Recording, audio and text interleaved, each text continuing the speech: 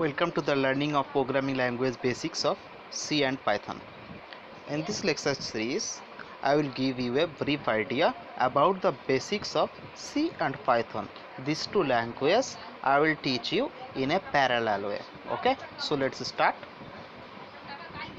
Whatever steps I will discuss, that steps are very necessary for learning a programming language from zero concept.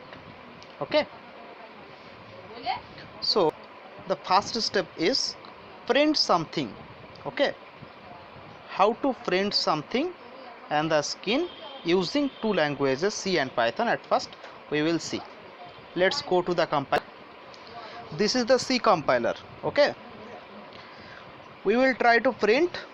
Here is the information, print of hello world. We are interested to print hello world. Okay, so this is the programming. Remember this, for C language we have to include stdio.h. This is standard input output header file. Okay, the definition of the functions like printf, this is present inside this header file. Okay, so we have to include this header file. And here is the main function. Here is the main function. This is also a function that is already defined in the header file, int main. Okay, let's we run this code. It will give print hello world. Let's go to the Python compiler. Here is the Python compiler. This is printf welcome world. Let's run this. Okay, this is the output. Okay, this is the output showing here welcome world. So what is the difference between these two programming language syntax? The difference is that in case of Python you no need to use the semicolon. Okay, but for the C you have to use the semicolon. The semicolon indicates the end of a line. And another difference is that here no need to include the header files and no need the main function. Okay, now let's we see how to take a input from the user. Okay, here is the programming. At first in C language we have to declare the variable. We are interested to take a number from a user and then we will print it. So at first we are interested to show this message on the screen, enter number, then user will enter a number and that number we have to take as the input. Remember this, a variable named n will be created in the memory, and inside the variable there we will store the number. Suppose if user enter 5, that 5 will be stored inside that variable. Name of the variable is n, that is declared here by using int n. Okay, scanf, this is the function, this is used to take input from the user. %d indicates the number will be a integer type number.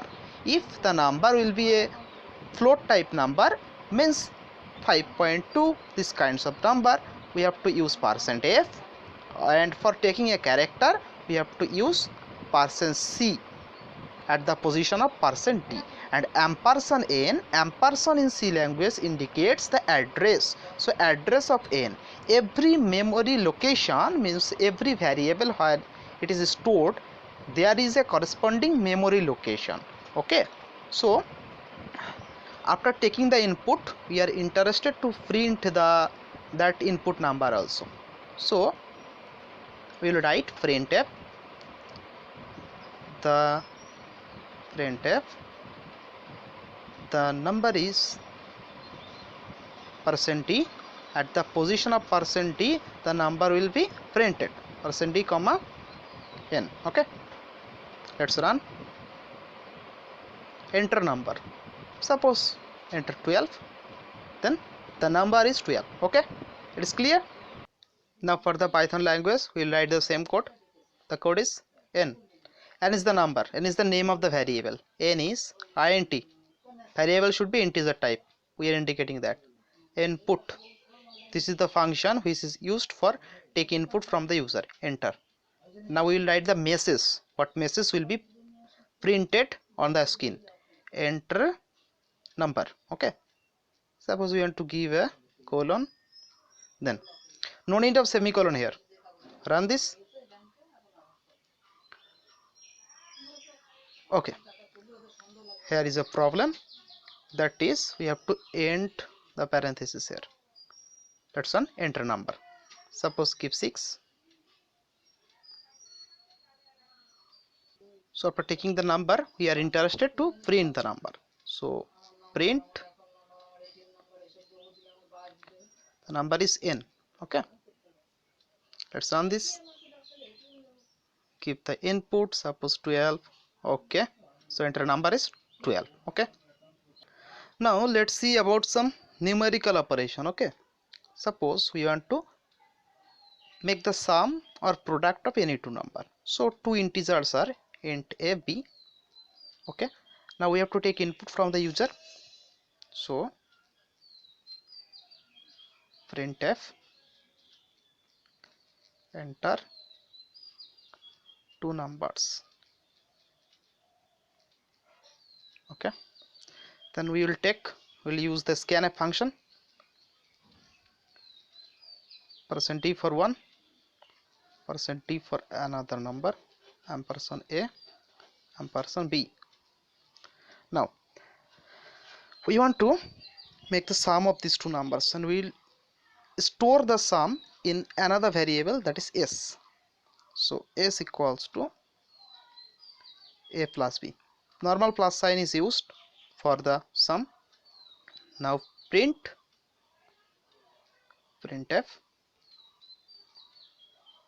sum is, this is the message, %d comma s. Okay, enter two numbers. Suppose one number is 10 and the number is 11. The sum is 21. Okay, in Python no need to declare the variable type. Okay, so in the normal cases the Python takes input from the user in the form of string. So we have to convert the string in the form of variable.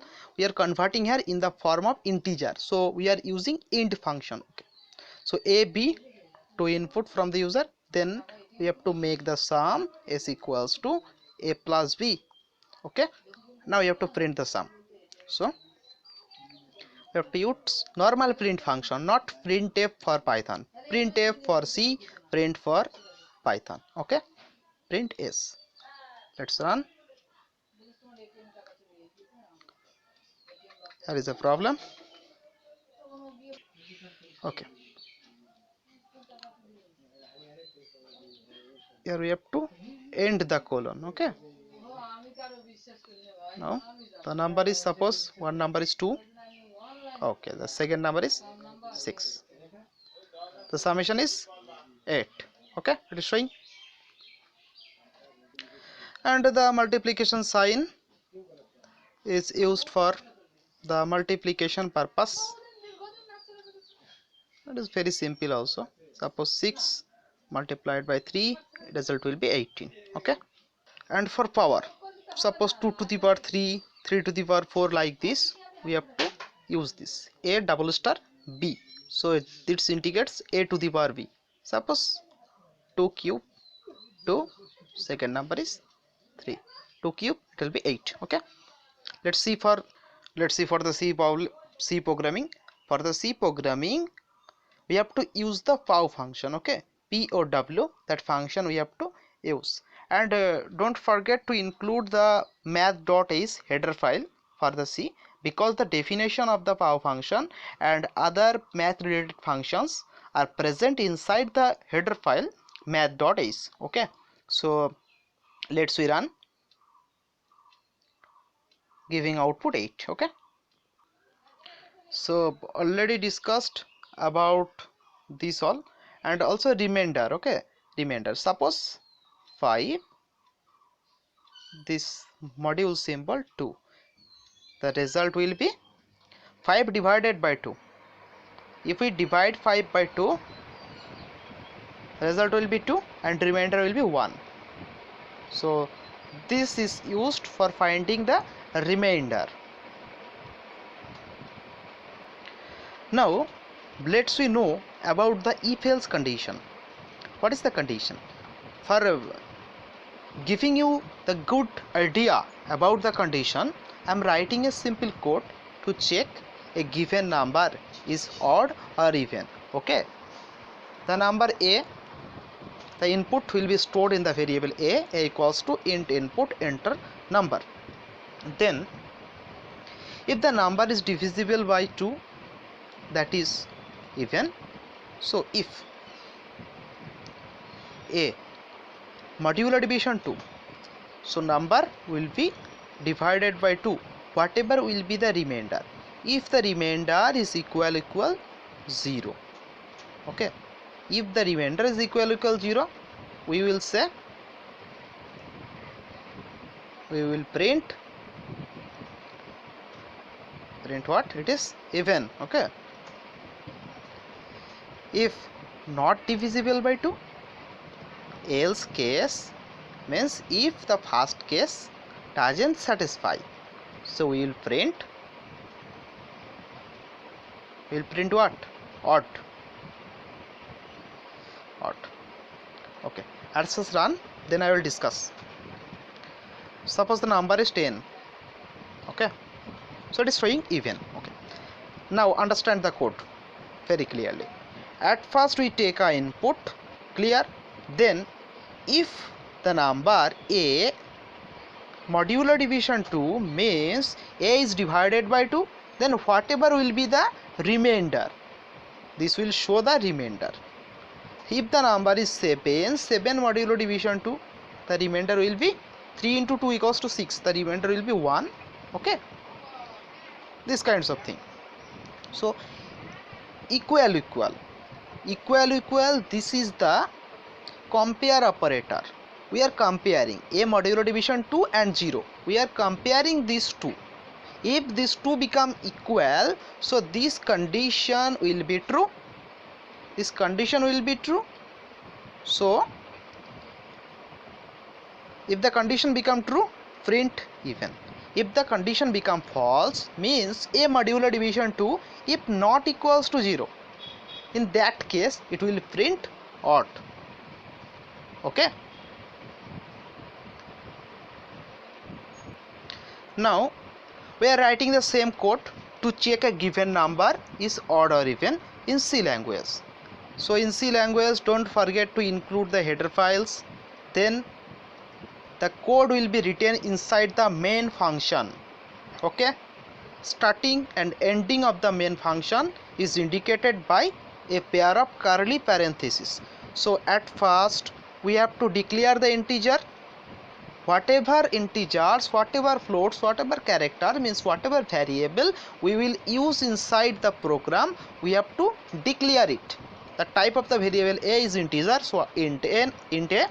Then scanf, we have to take the input of that variable, and that will stored inside the variable named a. %d is used as because the number is integer number. Okay, here is the condition. I am using the condition in a different way here. In case of Python, it was written that equal 0. Okay, now I am using the symbol, this symbol is the not equal symbol. If a modular division 2 not equal 0, if the remainder not equal 0, so number is the odd number, so printf odd. If the remainder equal 0, means else case, without anything. If the condition fail, then it will print even. Okay, so at first let's we run the code. You have to keep the number, suppose 9 is odd. Okay, again run it. In this case, let's we give a even number, 14 is even, so the code is right. So now we have to understand what are the difference between the syntax of C and Python in case of if else condition. Remember this, in case of C we need to use the parenthesis. Okay, so a loop starting and ending point is indicated by pair of parentheses like this. This is the starting of the loop, ending of the if condition, not loop, I'm sorry, this is condition. Okay, this is condition. This is the ending of if condition, is indicated by the parenthesis. Okay, let's run. No problem is here, you can see. Okay, if we write just a single line inside the if, no need to use the parenthesis. Okay, but in case of multiple lines, we have to use the parenthesis, and the semicolon is necessary. Let's see for the Python. What in case of Python, no need of use of curly bracket or parenthesis, but whatever is necessary, that is the use of colon. Okay, use of colon is very necessary. And the another important thing is that the use of space. Here is space is used here. Okay, we may write the several lines, like then write print, another line, print. Okay, like this we can write several lines, but we have to maintain the space. This space indicates all the lines, these 2 or the 3 or 4 lines are present inside the if condition. Okay, now clearly see the differences between Python and C. In case of if else condition is that bracket is necessary for C, bracket is not necessary for Python, colon is necessary for Python, colon is not used in case of C, space is used in case of Python for indicating the if else condition. Another important thing is that this is called the conditional operator for C. So let's see about the conditional operator. So this is the syntax of conditional operator. I'm writing another program which will indicate in the 2 numbers which number is large. Okay, so m is another variable, that is integer type variable m. So m equal, condition is that if a greater than b, it will ask is a greater than b. If the answer is yes, so a will stored inside the new variable, max variable m. If not, if a is not greater than b, in this case b will stored. Okay, now we will print the maximum. Max is %d, comma m. Okay, let's run the code. Max is 8. Okay, is it clear to you? So this was the syntax for the conditional variable in C. K equals to a greater b.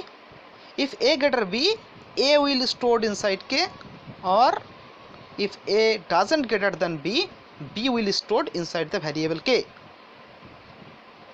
So I am ending this lecture here. In the next video we will see about the remaining cases of C and Python. Thank you.